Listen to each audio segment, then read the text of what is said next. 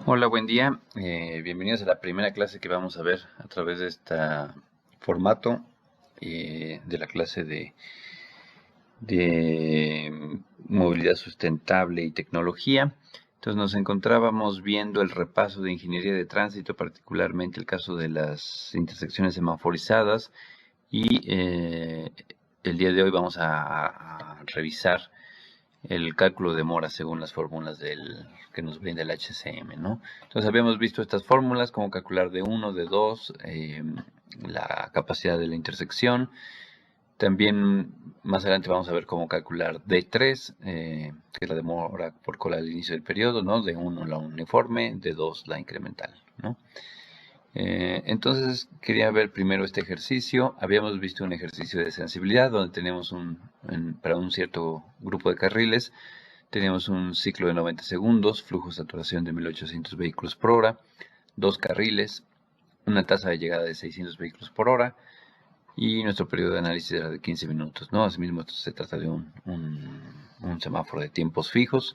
Entonces hacíamos el análisis variando el tiempo de verde, esto nos hacía variar la capacidad, calculábamos X, que es la relación volumen-capacidad, y las demoras uniforme incremental, y la suma de ellas nos da la demora total. Esto lo graficábamos y vemos cómo se comporta pues la demora uniforme de forma más o menos lineal, pero la incremental, que es la naranja, vemos cómo de repente crece exponencialmente cuando la capacidad se reduce, ¿no? Cuando los valores de X son cercanos o mayores a 1. Entonces esto lo podemos ver también en este archivo de Excel, se los voy a compartir. Aquí tenemos nuestras entradas, ¿no? El ciclo, el flujo de saturación, número de carriles, el flujo, el periodo de análisis de 0.25 horas, K y L, que K es 0.5 por ser un semáforo de tiempo fijo y L lo estamos considerando 1, ¿no? Abajo entonces estamos variando los valores de G, del tiempo de verde, desde 10, 15, 20 hasta llegar a 60 segundos, ¿no? De 5 en 5. Calculamos la capacidad con nuestra fórmula de la capacidad es igual al número de carriles por flujo de saturación por la relación verde en longitud del ciclo.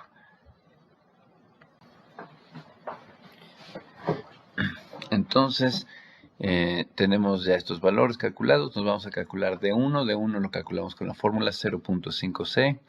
Tenemos aquí 0.5 por una referencia fija C4. En C4 tenemos nuestra longitud de ciclo, que es C mayúscula, por 1 menos G entre C elevado al cuadrado, ¿no? Entonces tenemos la potencia de 1 menos B14. B14 lo tenemos aquí. Es nuestro tiempo de verde, es una referencia variable, porque van a ir cambiando los resultados en los valores que tomamos en cada fila.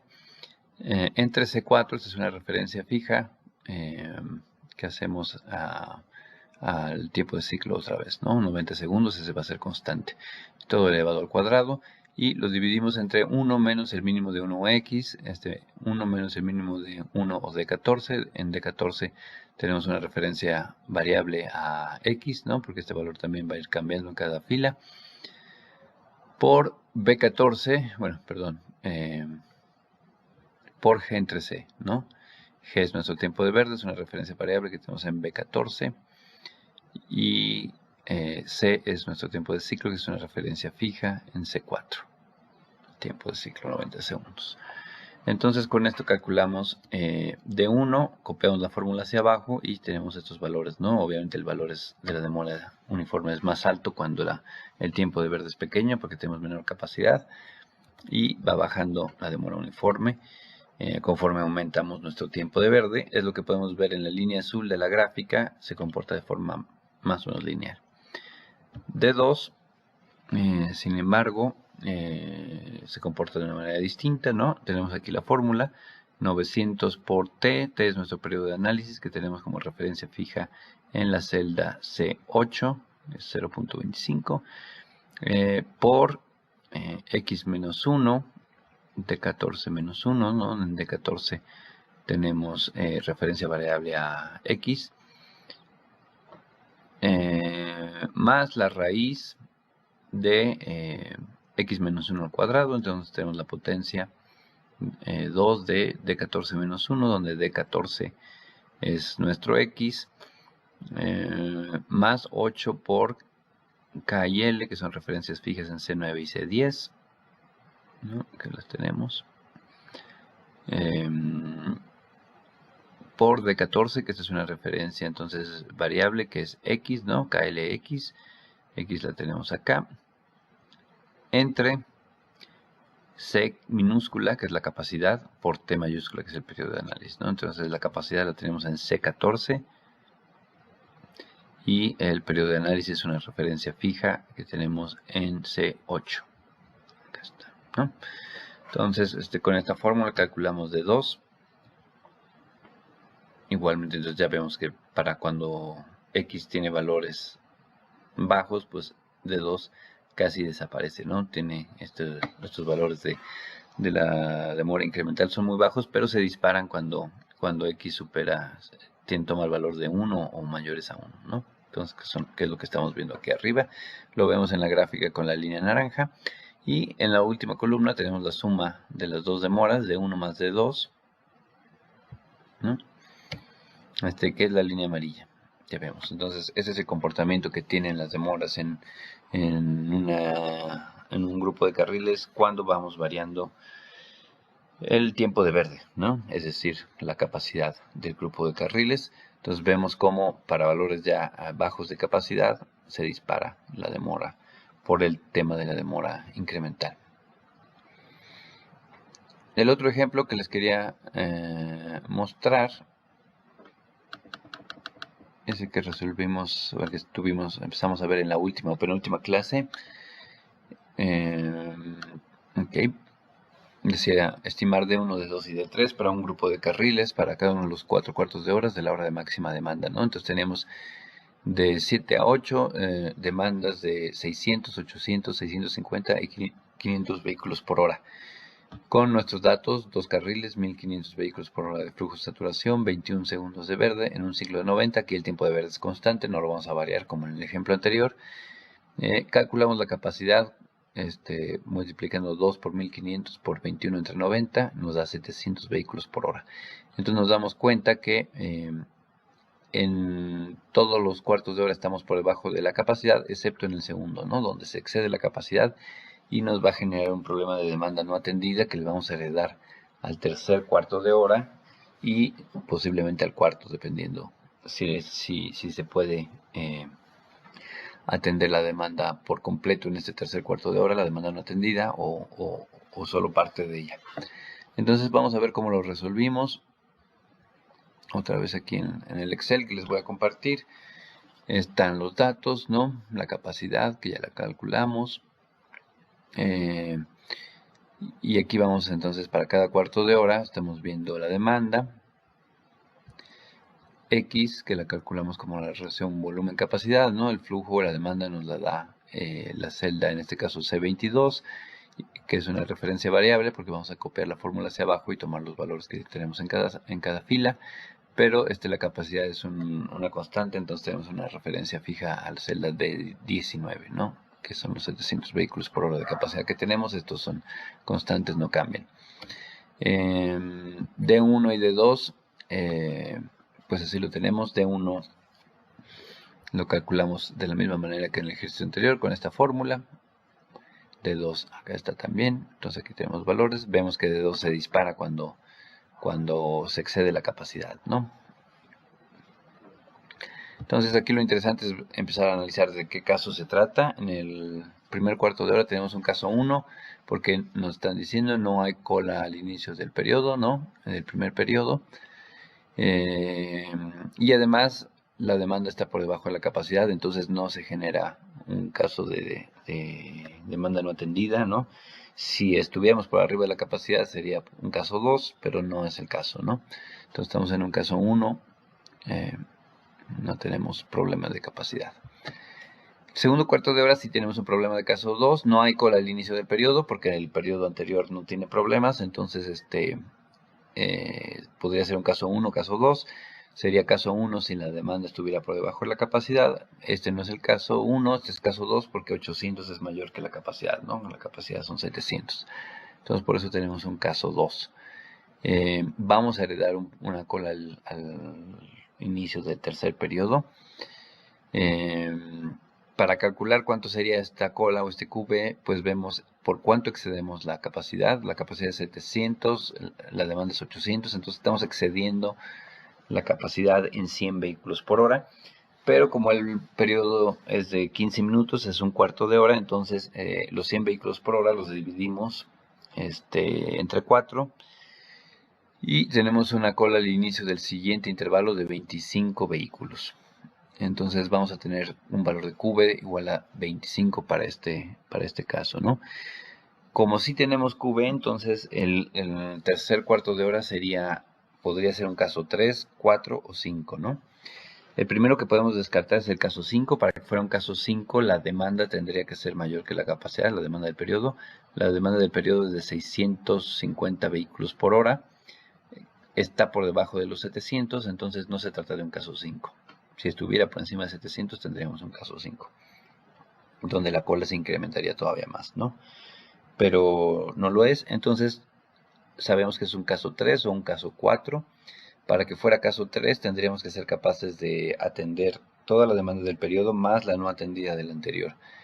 Entonces vamos a ver qué capacidad de excedente tenemos y si esa capacidad de excedente nos permite atender además la no atendida del periodo anterior o no, ¿no?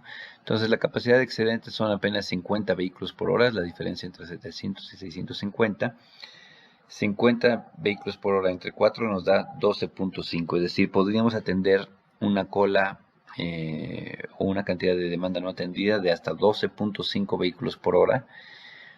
Eso es menor que lo que tenemos 25 vehículos, entonces no vamos a poderlos atender todos. Vamos a reducir la longitud de la cola, pero no lo vamos a eliminar. Entonces, ¿qué valor de QB va a quedar para el cuarto periodo? Va a ser 25 menos 12.5 y nos quedan 12.5 vehículos para el cuarto periodo. Entonces, como disminuimos la cola pero no la podemos eliminar, no se va a tratar de un caso 3. Caso 3 sería si pudiéramos eliminar toda la demanda no atendida. No la estamos eliminando toda, entonces va a ser un caso 4. Nos vamos al cuarto de hora con un QB de 12.5 y vamos a ver qué capacidad de excedente tenemos aquí. Bueno, primero vamos a ver si tenemos caso 5 o no. La demanda es de 500 vehículos por hora, está por debajo de los 700, entonces no se trata de un caso 5. Tendríamos que tener demandas mayores a 700 vehículos por hora para que fuera caso 5. Ahora vamos a ver si se trata de un caso 3 o 4, ya que sabemos que no es un caso 5. Vamos a ver cuál es la capacidad de excedente que tenemos. Es la diferencia entre 700 y 500, son 200 vehículos por hora. En 15 minutos nos permitiría atender una cola al inicio del periodo de hasta 50 vehículos, ¿no? Que es que resulta dividir 200 entre 4. Entonces, tenemos 12.5, tendríamos capacidad de atender hasta 50 vehículos, hasta una cola al inicio del periodo de 50 vehículos. Entonces, ahora sí estamos sobrados, podemos atender tanto a la demanda del periodo, 500 vehículos por hora, como el QB que tenemos, ¿no? 12.5, incluso si fuera un valor mayor lo podríamos atender, ¿no? Hasta 50 podríamos llegar a atender. Entonces, la cola desaparecería, se trata de un caso 3. Si analizáramos un quinto periodo, este quinto periodo ya tendría un QB de 0, ¿no? Ya no empezaría con cola al inicio del periodo. Por lo tanto, este quinto periodo sería o un caso 1 o un caso 2, ¿no? Dependiendo si se excede o no la capacidad. Pero ya no calcularíamos de 3 para este quinto periodo, si lo quisiéramos analizar, ¿no? Entonces vamos a ver, ahora sí calcular de 3. Para los primeros 2 cuartos de hora no fue necesario calcular de 3. Para el tercer y cuarto sí los vamos a tener, ¿no? Entonces la fórmula de D3 la tenemos acá arriba. D3 es igual a 1800 por QB, la cola al inicio del periodo, por 1 más U por T. Entonces, ¿de dónde vamos a sacar U y T? Lo sacamos de esta tabla. Depende si sea un caso 3, un caso 4 o un caso 5, ¿no? En el caso de T minúscula, en el caso 3 se calcula con esta fórmula. Es el tiempo que tardaríamos en atender a la demanda no atendida al inicio con la capacidad de excedente que se tiene, ¿no? En los casos 4 y 5, T minúscula es igual a T mayúscula. T mayúscula es nuestro periodo de análisis, que serían 0.25 horas, ¿no? Es un cuarto de hora. El caso de U, para un caso 3, tendría un valor de 0. En el caso 4 se calcula con esta fórmula. El valor que nos dé aquí debe estar entre 0 y 1. Y en caso 5, U vale 1. Entonces, para nuestro primer caso, nuestro tercer cuarto de hora, tenemos un caso 4. Estamos en esta fila. T minúscula es igual a T mayúscula. Entonces tenemos un valor de 0.25. U se calcula con esta fórmula, la cual tenemos programada aquí, y nos da un valor de 0.5, ¿no? Que es razonable porque deben de estar entre 0 y 1. Si tuviéramos valores negativos o mayores a 1, algo estaría mal con nuestro cálculo de U, ¿no? Para el caso 4, entonces T se calcula para el caso 3, perdón, que es nuestro cuarto periodo de análisis, T minúscula se calcula con esta fórmula, la tenemos programada aquí, nos da un valor de 0.625 y al ser caso 3, U vale 0, entonces U tenemos valor de 0. Y con eso ya nos vamos a calcular los valores de D3 o de la demora por cola al inicio del periodo. En el primer caso es un valor bastante alto, ¿no? 96 segundos. En el segundo caso son 8 segundos. La demora total resulta de la suma de nuestras 3 demoras. Y bueno, pues el segundo y el tercer cuarto de hora son los que más problemas de demoras tienen. Tienen nivel de servicio F, mientras que el primero y el cuarto ya no están en tantos problemas, tienen nivel de servicio D. Entonces, hagan este ejercicio, por favor, manualmente. Comparen los resultados con lo que tenemos aquí en la hoja de Excel y cualquier duda, pues me pueden avisar ya sea por correo o a través de la propia página de YouTube, donde está este video, en la sección de comentarios.